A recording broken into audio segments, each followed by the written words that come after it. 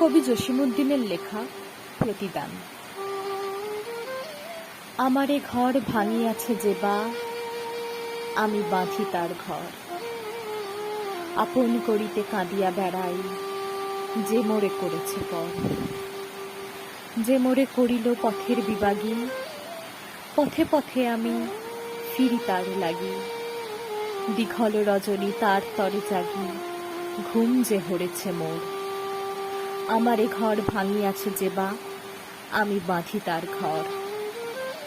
আমারে কুল ভাঙিয়াছে যে বা, আমি তার কুল বাঁধি। যে গেছে বুকেতে আঘাত হানিয়া, তারও লাগি আমি কাঁদি।